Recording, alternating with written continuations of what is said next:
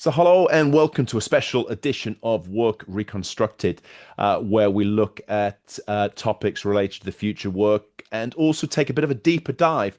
Today, we're delighted to have the CEO of Salaree. There he is, Paul Jackson. How are you doing, Paul?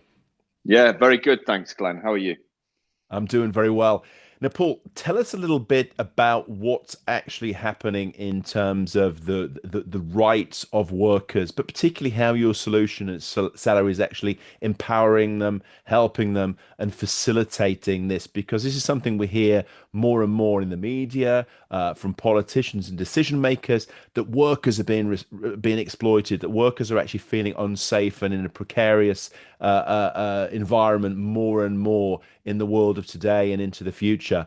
But you've got something that you're doing with Worker First that's actually sort of supporting this and actually giving them the safety net, but also the protections that they need. Sure. So, one of the areas that is so often cited as a part of the economy where workers are disenfranchised is obviously the world of flexible work, which probably not coincidentally is also one of the fastest growing parts of the economy. So, a real concern that the future of work is looking, unfortunately, like one where workers are increasingly disenfranchised in terms of their statutory rights, but also the um, you know transparency they have over what they're earning and what they're entitled to, and also some fairly troubling developments around the transfer of the cost of the transmission of things like pay, which historically has always been a benefit for working and something that the employer has paid for. Increasingly, we're starting to see the cost of that being transferred onto the worker. So if we Hmm. just dig into that into a little bit more detail, Glenn, Yeah. where are the pain points? Well, firstly, people that are working in the flexible economy are working variable shifts. They're often working on low pay, and they are often therefore waiting on very different aspects of their pay, and the accuracy of it, the timing of it, and the transparency around it is always or has often been a real problem. There are campaign groups that literally are advocating for better transparency and better payroll, I suppose, circumstances in this economy, simply because it is so common for workers to be chasing pay. And even when they do get paid, it's late and often inaccurate. And so, in a world where data and technology is making such advances, it doesn't make sense that that should be the case. And what Salary is endeavoring to do is to apply technology to solve these problems. Yeah, absolutely. And I think this is a key part of what we're seeing at the European level with the Platform Work Directive, but also at the Yeah. international level with the International Labour Organization, who are really putting this element first and worker first and how to protect those who need to earn money, but maybe find themselves in a precarious situation, maybe with less protections than a traditional 9 to 5 worker has.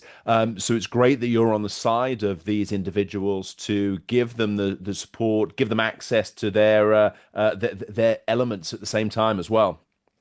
Exactly. And there's really two parts to it. There's the consideration around the accuracy and the timing of the pay, the salary that they've legitimately earned. But there's also the correct application of their statutory rights, which, as we know, were hard fought over many, many decades. Yep. The right to sick pay, the right to overtime pay, the right to minimum wage, all of that is part of payroll, and it, again, is where technology in this much more complicated space that is obviously not the 9 to 5 single employer, that needs to be properly maintained as well. And again, technology has to be part of that solution. Yeah, absolutely. And I think that with the best will in the world, it's been the fact this has been sort of quite complicated, but the technology is there now to facilitate this. So the fact that it's difficult is no longer an excuse why individuals shouldn't be accessing what they've got rights to as well. Yeah, exactly. And there are Already some fairly sophisticated systems capturing time and attendance, typically known as workforce management systems, digital timesheets, for want of a better term. They are Mm, capturing work as it's being done, more or less in real time through technologies like geofencing. But what's not happening is that is not being translated into accurate and compliant payments. And okay. so where Salaree seeks to innovate is to ensure that as work is done, payroll and statutory benefits are applied at the same velocity, but with the same degree of accuracy. So this is for individuals and workers to be able to benefit. They can get their money when they want it. And I think a key distinction here as well, Paul, to underline is the fact that, this is actually you accessing your own money. It's nothing to do with the shady practices of the payday loans companies. Exactly right. So this is what I would call net pay. So this is net of taxes, net of any deductions that might be applied. This is pay that you've earned, and it's transmitted to you when you need it at the velocity you need it. It is not a loan, Yeah. and it is not something that is then deducted further downstream. So it's easy for you to manage your personal finances. And most importantly, it is not something that you have to pay for. We believe strongly that payroll is a right. It's not a premium feature or a benefit. And we obviously want to ensure that that remains the case. Yeah, I think this is a strong point as well because we've seen some rather unscrupulous actors in the marketplace who've been exploiting people who have maybe, Yeah. falling just short at the end of the month, trying to access what they think is their money, but really it's more just people and companies who are cashing in on this, trying to exploit the people at the element of the labor market who are most vulnerable and the most in need. Yes, exactly right. And, there is no, uh, in the defense of the employers, that is due to a lack of suitable technology to allow them, as you say, to make very complex payroll calculations at that right speed. So, we believe we can help employers deliver, the both the ethical, but also the correct service that workers in this space deserve. Mm. It is the case that workers deserve these elements, and in 2026 we should be able to access our money for the jobs, the projects, the activities that we've worked, and not have to wait huge amounts of time in between as well. And the technology is there to do this. Yeah. So it's just the sort of the changing the mindsets to allow people to access money that they've worked when they need it. Exactly. It's not lost on the workers that we work with when designing the product that payments that go out of their accounts have accelerated and are more or less in real time, but the payments that come in are always delayed and slow. So we obviously want to redress that balance. And I think Paul, this is a really good development in the world of work because in the sort of the previous platform economy and gig economy, we did see access to, some of the big players and the platforms like the Upworks and the Fivers, where it was almost a pay to play. So you as a freelance had to pay with either credits or pay to get in to access the opportunities and jobs. It's very refreshing to see that you've actually turned this on its head, and it's now the sort of the labor and open talent who can actually sort of benefit as opposed to being penalized just for choosing this work style and this lifestyle. Yep. As work and society moves forward, likewise technology, Glenn, it obviously introduces, new challenges. And one of the big terms that, as you mentioned, labor organizations are wrestling with is this concept of algorithmic management. So the Mm. management of workers through algorithms that are obviously defined by the platform. They are frequently very opaque, and they often are, you know, it, I guess, changing remuneration according to a set of fairly arcane rules that are certainly not clear to the worker and typically to their disadvantage. So we obviously want to ensure that there's clarity Mm. around how people are paid, what they're paid, and that opacity around algorithmic management is redressed on the side of the worker. And that's really fantastic because that's something that, of course, the sort of the certainly in the sort of the European Union and also the UK as well, that the decision makers and politicians have actually been pushing for this. That we're not having some hidden algorithm that's actually deciding the hours and the benefits of individuals. It's really sort of open and transparent. It's black on white. What you do, how you get paid for it, how decisions are made internally as well, and not some kind of mysterious black box which decides almost for itself without rhyme no reason to the average worker. And the problem that the system exploits, as you say, is that workers who are already very busy and have many demands on their time, in the event, as is often the case, that their pay is not only late but completely different from what they were expecting to get paid, the time that they need to invest in order to both investigate it and get it resolved is very often beyond them. So they've always been at a disadvantage when there have been inaccuracies in their Mm. pay. What Salaree introduces is total transparency in the system so that all of the data available to the worker around hours worked, deductions made, and net pay attributed is visible to them. Many payroll systems have no worker application. They Mm. typically just receive the money in their accounts. They don't know what the calculations were. They get a pay slip and they get some money. Our system has an application for the worker that is just as sophisticated and detailed as the application for the employer. So they can see at any time what calculations have been made and what their gross net pay is. Yeah, and where it comes out. And I think this is, not just for sort of in the future of work and the project economy.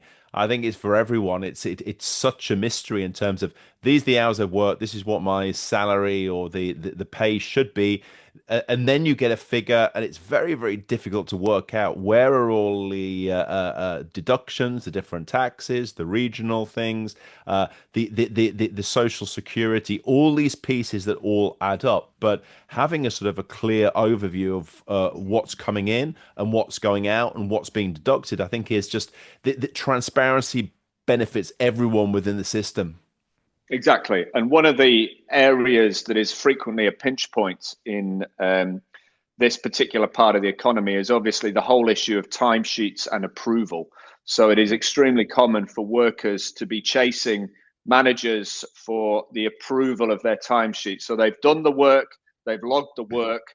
There's no debate about whether or not it has been done. It's just not been approved in the system. And frequently they could be waiting on huge amounts of owed pay simply because of this oversight by their manager.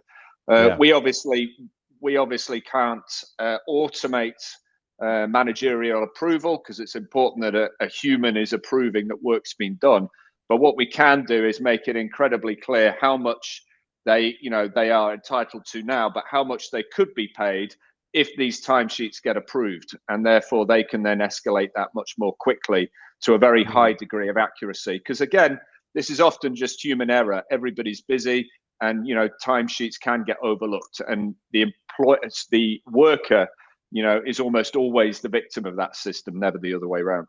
Yeah, exactly. And I think it's crucial that this is put, the weight is put in the other direction on the worker themselves. That, so for some companies and organizations, sort of a few thousand euros might not seem a lot, but for the individual who's waiting for it, they've got bills to pay. Yeah. It is sort of the end of the world if this doesn't arrive on time.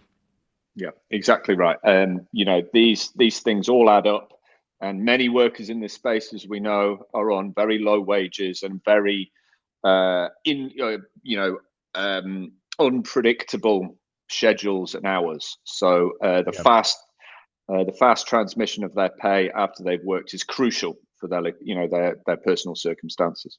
Yeah, and this is something that do you see as sort of changing over time, that we're getting more and more power to the individual, that either by unique user case and demands of the individuals, but also companies and organizations seeing that this is actually a benefit from them. The more clarity they can give to the people that they're working with, whether it's full-time employees, whether it's contractors, whether it's freelancers, the better for them in terms of being able to shine a light on these things. Well, there's a number of benefits across all the different actors in the system. So at the very basic level, this is Salary's system helps employers comply with increasing regulation in this space. The Platform Work Directive obviously was in the vanguard of this. We have our own employment rights bill here in the UK Yeah. that is beginning to make very similar requirements of employers to uh, take national minimum wage, holiday pay, sick pay very seriously. And the penalties for breach can be very significant. So, at the basic level, we allow them to ensure that they're not accidentally in breach without realizing it because we give them the Yeah. data to do so. The other bigger problem that we see is that the just general relationship between employers and workers has broken down because of so many of the issues that you've mentioned. And obviously, we want to foster a better relationship, Yeah. higher levels of trust between workers and employers, and having that, fairer system and transparency will hopefully improve the dialogue. A lot of the time, it is simply that there's just a lack of trust that this opacity we talked about engenders. Mm, completely. And it's also going to support in the UK the work of the Fair Work Agency as well, which is being set up in this spring. That hopefully sort of bring together some of these elements and make their life easier, and I think sort of set a blueprint for best practice whereby the workers, but also the decision makers and the companies and platforms can actually benefit from this solution that you're putting forward, Paul. Yeah, we think that everybody benefits really. There's three principal actors. There's workers, employers, but there's also, the tax authorities who are not receiving, their due from some of these relationships. So it's in the interest of society that everybody benefits, and we believe that they will. The Fair Work Agency has a number of priorities. I think it's 5 for the first year, and 4 of them are really directly related to more compliant payroll. So Yeah. Fair Work Agency is definitely bringing in an agenda of fairer pay, better compliance, and hopefully, better outcomes for workers. Mm, completely. Well, all credit to you and all power to you, Paul, within this process. And let us know how it goes. And please do keep us informed of the sort of twists and turns that this is taking. Because at the end of the day, we're creating the future. It's not mapped out. We're sort of setting it out step by step. Thank you, Glenn. I will do. Pleasure. Thank you, now, Paul. Cheers.